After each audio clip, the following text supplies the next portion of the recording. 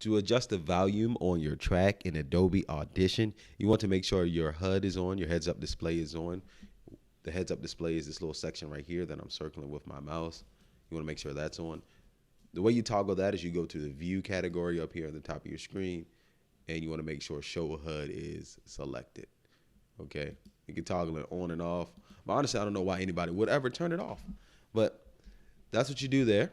You want to make sure that's on, and then you want to put your mouse right over here where you see this number, right beside dB. This is where you can adjust the sound. You don't have to highlight anything. All right, so you can bring it up and down as far as you would like, however you would like it to sound. Okay, you can also adjust certain sections of audio. For example, if I wanted this section right here to be louder, I would just take my mouse, put over the dBs, drag it upward, or lower, drag it down, so you can highlight sections, okay, and adjust it there. So I hope this helps.